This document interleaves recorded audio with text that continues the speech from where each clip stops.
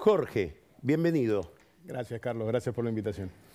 Voy a empezar por un tema personal. Vos te criaste en la casa de un sindicalista. ¿Cuándo nació tu papá? En 1941. 1941. Es decir, vivió toda la Argentina de chico el peronismo, el primer peronismo, y después ya muy metido en el mundo sindical, digamos, como un dirigente sindical muy importante. Yo recuerdo haber hablado con tu padre, allá por el año 2001, era un hombre con una extraordinaria inteligencia, de esto que estamos hablando. Y él decía, nosotros como sindicalistas no vimos el problema del desocupado y no le dimos una solución desde los sindicatos. A alguien con cabeza sindical, los movimientos sociales no le deben resultar muy simpáticos, no solamente por una cuestión de poder, sino porque representan un fracaso. A vos te tocó mucho tiempo después, 15 años después de esa conversación o 14 años después, ser ministro de Trabajo. A mí me gustaría que nos cuentes cómo era la Argentina que vos vivías desde chico en la casa de un sindicalista y cómo es la Argentina que a vos te tocó lidiar desde el Ministerio de Trabajo en materia de empleo y de todo esto y de la organización de los trabajadores. Bueno, es una pregunta extensa y voy a tratar de ser breve, pero... Tenés todo el tiempo del mundo. Básicamente, cuando... Yo valoro mucho la función del dirigente, digamos, de aquel que asume responsabilidades, que pone la cara, que está para representar a otros y que en ese sentido busca soluciones. En mi vida familiar eso era algo habitual y se vivía desde el desayuno hasta la cena, donde los temas de la coyuntura, los temas de los conflictos estaban presentes, desde el día que mi viejo fue preso el 24 de marzo hasta los atentados que tuvo o situaciones de negociaciones con los distintos gobiernos, tanto los gobiernos de facto como los gobiernos de la democracia, pero siempre tratando de buscar soluciones y siempre tratando de encontrar... Me comí algo muy importante, que es que tu padre también fue ministro de Trabajo. También. Agreguemos sí, ese... Sí, por eso.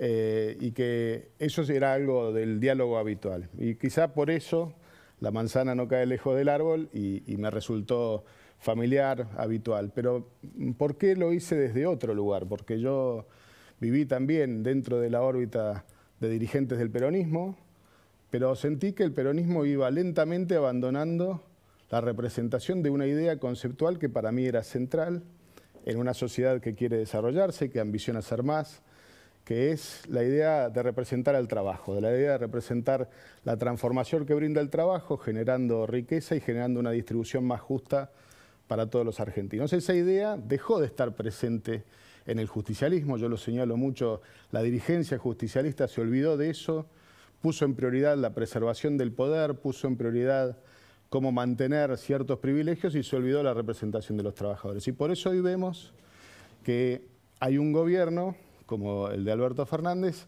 que su base de sustento está en el subsidio y no en aquello que tiene que ver con la dinámica de la generación, de la oportunidad, de la búsqueda de talentos para generar más oportunidades. Y eso me parece que es la gran diferencia. En la dirigencia sindical también entendí que la inestabilidad de la Argentina previo a los 80 había generado un modelo gremial de mucha verticalidad, de mucho sostenimiento de los liderazgos, porque justamente por esa inestabilidad hacía falta tener dirigentes con fortaleza, dirigentes muy acompañados por sus afiliados, para poder negociar mejores condiciones ante cualquier situación política. Y me parece que eso sostuvo ese modelo, pero fue generando de vuelta, como vos lo señalabas ahí, cuando uno mira el nivel de empleo asalariado privado en la Argentina, viene estancado desde hace más de 10 años. ¿Qué significa eso? Y eso significa que cada vez la representación gremial va disminuyendo en relación al crecimiento de la población y al conjunto de aquellos que quieren trabajar. Hoy menos del 40% de los trabajadores en la Argentina tienen representación gremial, digamos, aún incluyendo a los trabajadores del Estado. Y vemos que muchos, de manera independiente o a través de trabajo no registrado, tienen una forma de trabajo muy distinta. Y la segunda cosa que le agregaría a ese cuadro que señalabas recién es que en los últimos años ha habido un deterioro extraordinario de los salarios reales. Y esto es algo que hay que observarlo, porque hay una caída de más de 7 puntos cuando uno mira en promedio lo que ha pasado tanto en el sector privado como en el sector público. ¿En qué lapso? En estos últimos 2 años. En estos últimos 2 años donde las negociaciones, donde la inflación... ¿Podemos poner de nuevo el donde la inflación... el cuadro? Ha llevado a un proceso de negociaciones que han ido muy por detrás de la inflación, y si a eso le agregamos unas jubilaciones o el sistema previsional que tampoco ha acompañado la inflación o que viene muy relegado a la inflación, vemos una caída en los ingresos de muchos.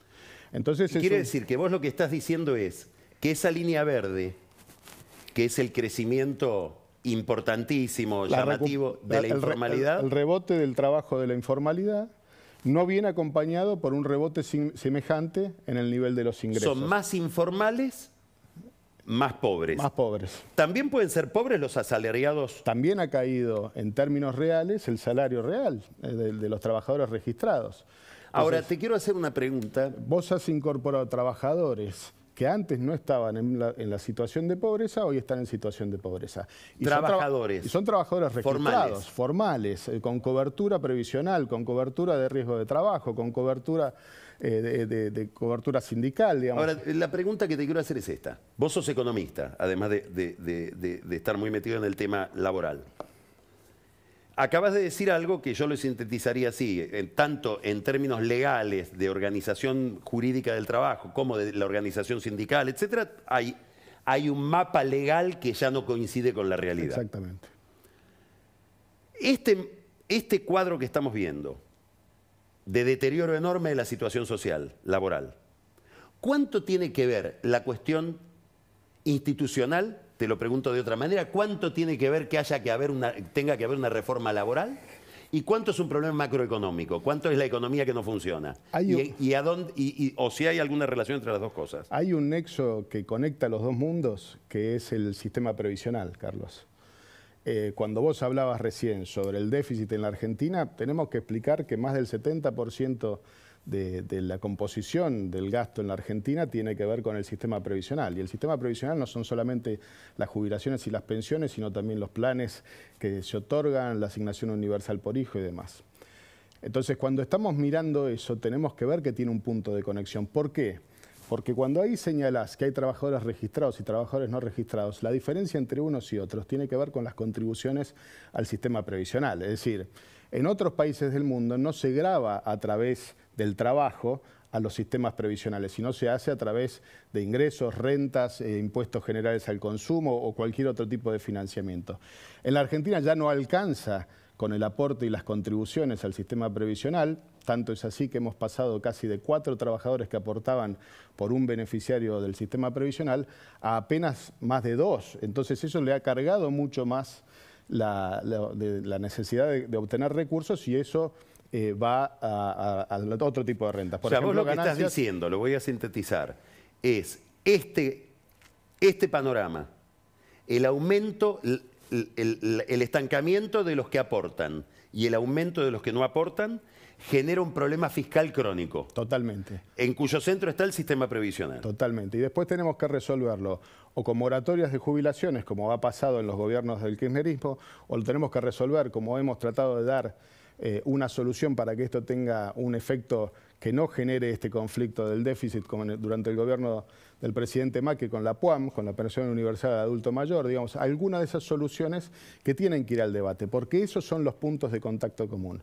La segunda cosa que tiene que ver con esto, Carlos, es que vos has conformado un marco institucional en el ámbito del trabajo que favorece el conflicto en lugar de favorecer a la generación de oportunidades y producción. ¿Qué quiere decir eso? A ver. Cuando litigar y generar conflictos e inflar demandas laborales se transforma en el elemento central que quita la previsibilidad para que un empresario pueda tomar un trabajador, eso va en detrimento de la posibilidad de generación de un empleo genuino. Y por eso vemos la situación que vemos. Y por eso, cuando uno le pregunta en el sector empresario, sobre todo en las pequeñas y medianas empresas, si tomaría una persona, y la percepción de que puede ser un riesgo futuro, un litigio futuro, le quita la oportunidad a esa persona de conseguir un trabajo. Entonces, esto pasa, y me parece que ahí está también la raíz del conflicto del tema de los planes sociales. Nosotros, cuando administrábamos muchas de estas discusiones en el ámbito del Ministerio de Trabajo, propusimos armar un plan como el del Empalme, que muchos de los trabajadores... Explícalo bien eso, porque vuelve la discusión ahora. Ahora todo el mundo está hablando de eso. Es que se hace muy presente, porque justamente cuando uno tiene un conjunto de asistencias y de beneficios para las personas, que les trata de buscar una contraparte, que esa contraparte no llega o no es lo suficientemente atractiva para la persona que recibe el beneficio de poder generar un sustento, de poder generar una alternativa de vida, lo que termina pasando es que tenemos que buscar otras alternativas en el sector privado. El programa Empalme iba hacia ese sentido, trataba de generar los mecanismos para que el sector privado absorba, subsidiado parte por el Estado a través de esta idea de... Vos eras una pyme y ¿qué obtenías? La persona que tenía un plan pasaba a cuenta de esa empresa el beneficio del plan, digamos, ¿no? Entonces, o sea, se transformaba el plan en parte del sueldo. Le bajabas mucho el costo laboral. ¿Pero qué terminaba pasando, Carlos? Absorbían solo a gente joven, a gente que no tenía pecheras, ni la pechera del Movimiento Evita ni la pechera del municipio. Es decir, acá cuando están discutiendo esta cosa de pasar a unos del otro, es una discusión entre la Chilindrina y el Chavo del Ocho. O sea, es una discusión inocua, digamos. O sea, acá le están cambiando de pechera, no se dan cuenta que para la empleabilidad hace falta otra cosa. Hace falta generar una oportunidad mayor, hace falta generar confianza en el sector empresario para que ese trabajador tenga una oportunidad de sustento. Ahora te planteo un problema respecto de esto. Políticamente incorrecto. Ese señor que pasa de cobrar el plan a cobrar el sueldo, tal vez ya trabajaba en esa empresa, en negro. No siempre, Carlos. Y el dueño de la empresa dice, y yo lo voy a blanquear, me como un juicio. Bueno, por eso también... ¿Qué haces con el empleo en negro? Por eso también tenés que ir a la búsqueda de una propuesta que genere un blanqueo, donde resolvamos para atrás las situaciones y generemos condiciones hacia adelante que no generen esa conflictividad. Por ejemplo, lo que hace el propio gremio de la construcción, a través del instituto del IERIC, que es un fondo de cese, es un fondo donde las empresas aportan una parte sabiendo que van a tener mucha movilidad en el empleo, contratando y después despidiendo gente, y eso le brinda el subsidio que le da certeza, primero al trabajador. Porque muchas veces no se habla de esto, Carlos, pero una demanda judicial lleva entre 3 o 4 años en promedio en la Ciudad de Buenos Aires y la provincia de Buenos Aires para que el trabajador termine cobrando. Y muchos de esos recursos van al abogado litigante, digamos. Entonces me parece que ahí hay una primera cuestión. La segunda cuestión, el Estado está ausente de esa situación porque cubre a la persona a través o del plan social o de la pensión o la de jubilación, pero no recibe nada de eso que ha sido parte de sus aportes. El motivo por el cual el trabajador está en la informalidad es porque no se hicieron los aportes, pero no recibe nada el Estado por parte de ese conflicto que se ha generado. Entonces, ahí hay un montón por hacer. Nosotros hemos presentado en su momento, en negociación con toda la CGT, porque acá cuando se habla de diálogo social, cuando se habla de que hay que tener a todos sentados en la mesa, nosotros lo hemos hecho y nos hemos dado la mano, pero después por un dirigente que tenía conflictos particulares termina tirando piedras desde afuera y entonces el resto se corre. Y como a mí no me gusta dar nombres, pero tiene mucho que ver con lo que ha pasado y ahí a Camila que está ahí, que tiene capacidad de revisión, que lo hagan los historiadores. Que busque la historia.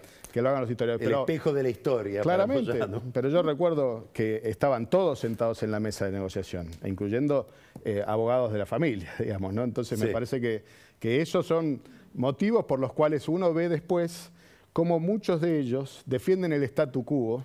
Te cuento una anécdota. Me dijeron, no sé si vos estás enterado, deberías estar, pero me acaban de contar antes de entrar al programa que Armando Cavalieri estuvo con Mauricio Macri. Y en esta versión Macri le dijo, nosotros volvemos, reforma laboral. De las primeras cosas que hay que hacer. Sí. ¿Vos crees que eso está en discusión dentro de Juntos por el Cambio? Mira, nosotros cuando gestionamos los últimos años de nuestro gobierno, propusimos una agenda muy clara, que era una agenda que tenía que ver con generar alternativas para que haya una movilidad en el empleo que no la existe hoy. Vos ves ese número donde ves estancado hace 10 años el empleo del sector privado y eso requiere de una dinámica muy distinta.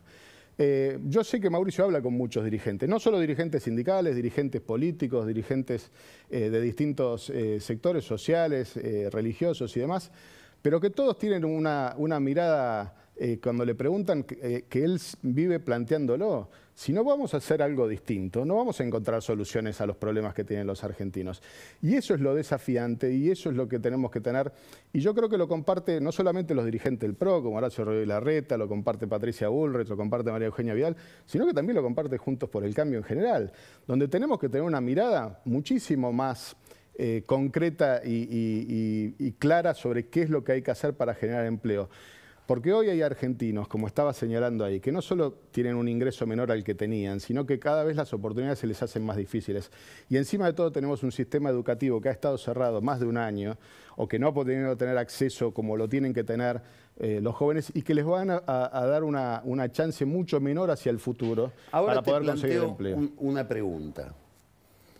Hay un trabajo de varios expertos en este tema, liderados por Rodrigo Sarazaga, en el CIAS. Rodrigo es un jesuita experto en estos temas de pobreza, políticas sociales, etcétera, que se llama Vendiendo Paz Social. ¿Qué demuestra? Que en la medida en que hay gobiernos no peronistas, sobre todo, los movimientos sociales presionan más, obtienen más cosas, porque claro, el gobierno no peronista, más ligado a los sectores medios, etcétera, lo voy a poner en términos que no te van a gustar, un poco más gorila, tiene menos relación con ese mundo y es más susceptible de ser extorsionado con el lío, con el conflicto. A mí me gustaría que vos nos cuentes, vos estuviste desde la plataforma del Ministerio de Trabajo, donde inclusive tenías relación con los movimientos sociales porque el Ministerio de Trabajo da algunas prestaciones. ¿Qué haces con lo? ¿Hay que hacer algo con los movimientos sociales? ¿Qué significan políticamente? ¿Es algo que creció ahí raro, que en otros países no hay? ¿Pobres y desocupados organizados? Bueno, primero de todo hay que entender que la gente que tiene una... Y decime algo sobre esto que estás viendo de la pelea de Cristina con ellos, ¿no? ¿A qué te suena? Pero lo primero que tengo para decirte que hay mucha gente en la Argentina que tiene necesidades y que necesita una asistencia para poder cubrir lo básico, para poder cubrir la alimentación, para poder cubrir las necesidades básicas de sus hijos. Es decir, que no podemos desatender esa idea y no podemos mirar con un solo ojo. Si hay algo que ha logrado la Argentina a lo largo de toda su democracia es que ha entendido que la democracia es un sistema que nos permite expresarnos a todos, como también la crisis del 2001 nos ha puesto las barbas en remojo y nos ha dado la oportunidad de tener un consenso común de que hay que darle una mano a aquel que lo necesita, digamos.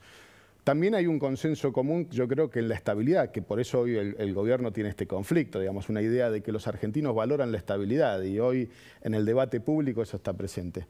Pero en términos de las organizaciones sociales, yo creo que debajo del paraguas de lo que uno puede llamar los movimientos, como el movimiento Evita y demás, se cuelan un montón de organizaciones menores, cooperativas y demás que tienen una tarea muy local, muy concreta, como puede ser un comedor, como puede ser una asistencia para resolver conflictos o problemas que tienen en una localidad o en un ámbito, y que eso es una tarea que muchas veces la hacen genuinamente, que la hacen tratando de buscar soluciones de sus vecinos, pero que eso después se distorsiona cuando va subiendo la cadena, digamos. O sea, ¿por qué? Porque en muchos de esos procesos de negociación, y cuando uno mira los procesos de negociación en el mundo sindical, en el mundo de las organizaciones, son muy parecidos. Vos ves los cortes de la 9 de julio, ¿y quién los hace? Y los hacen las organizaciones sociales de la izquierda más radicalizada, del trotskismo y demás. Ahora, ¿quiénes se benefician de esos cortes cuando distribuyen planes, cuando suben el valor de esos planes? Se benefician todos. Entonces, a veces pareciera que algunos están alimentando. Y esto pasa también en el mundo sindical. Espera que quiero terminar que se entienda la idea. Lo que vos estás diciendo es, hay movimientos sociales oficialistas que daría la impresión de que con la mano izquierda le dan manija a los opositores para cobrar todos. Exactamente. Entonces le dicen al gobierno, acordá con nosotros, que somos los que se sientan en la mesa, los que pueden acordar, los que nos podemos poner de acuerdo, y el resto, por afuera de la mesa, les dan manija para que generen ese conflicto. Y esa ha sido una dinámica que lo han aplicado o la han intentado aplicar en todos los gobiernos. Conociendo ese ambiente, ¿vos suponés que puede haber en este conflicto donde Cristina empieza a plantear, esto no puede ser que se tercerice, que la respuesta puede ser, aprovechando un clima social complicado, de angustia, etcétera, armar el conflicto deliberadamente? ¿Vos creés que es peligroso este debate? Es que yo creo que en el fondo de toda esta discusión hay una discusión territorial que es el conurbano, Carlos. Y me parece que ahí está el eje de la preocupación de Cristina. A ver cómo es. Su caudal de votos, la posibilidad de preservar el kirchnerismo en el tiempo está en los conurbanos, digamos. Entonces, es ahí donde ella dice, no me disputen la autoridad sobre la representación eso. De los pobres. La autoridad sobre... Exactamente. Entonces, en cuanto cualquiera, el movimiento o nuestros intendentes, como le ha pasado al intendente Grindetti, que es un intendente que está transformando Lanús en la tercera, o a Diego Valenzuela, que lo hace en la primera, junto con Sole Martínez y Jaime Méndez, digo, que están todo el día tratando de mostrar un modelo de gestión distinto. Entonces, a esos también le disputan. Ahí sí con las organizaciones sociales, ahí sí con la cámpora, ahí sí con el peronismo tradicional, porque en el fondo hay una voluntad de ir a la representación territorial y asegurarse el futuro en el conurbano, digamos. Y me parece que ahí también nos obliga a los de Juntos por el Cambio, y particularmente al PRO, nos obliga a entender que como nosotros hemos surgido como un producto de la clase media de la ciudad de Buenos Aires, que también lo ha sido la coalición cívica, también lo ha sido una parte del radicalismo, entender que la clase media del conurbano necesita también una representación y necesita también ambicionar un cambio para todos esos municipios que muchas veces no han recibido esa oportunidad. Entonces, cuando vos ves lo que pasa en La Matanza, cuando vos ves lo que pasa en Lomas de Zamora, cuando ves lo que pasa en Almirante Brown, cuando ves lo que pasa en Ituzaingó, ahí tenés que tener una representación política que le brinde a los ciudadanos la oportunidad de pensar que pueden cambiar las cosas, que la seguridad se puede resolver como se resolvió en la Ciudad de Buenos Aires o en Lanús o en 3 de Febrero o en Vicente López. Vos decís que hay un hartazgo.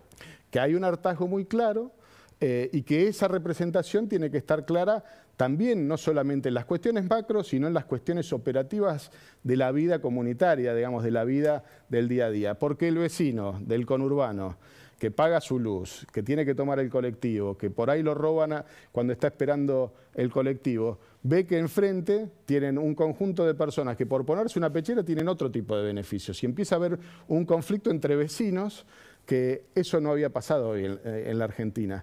Y me parece que eso es lo que nosotros como proyecto político tenemos que ayudar a desterrar. ¿Y cómo lo desterramos? Asegurándole oportunidades, asegurándole chances para que esa persona pueda generar a través del trabajo una oportunidad de vida mucho mejor. Bueno, vos estás en la conducción de Juntos por el Cambio, en una mesa de coordinación. Te iba a preguntar por la interna de Juntos por el Cambio. Hablaste tanto de este tema que lo tenemos que dejar para otro programa. Bueno, no hay problema, lo hacemos en otra ocasión. Muchísimas gracias, Jorge. Por favor. Interesantísimo, gracias. Muy esclarecedor.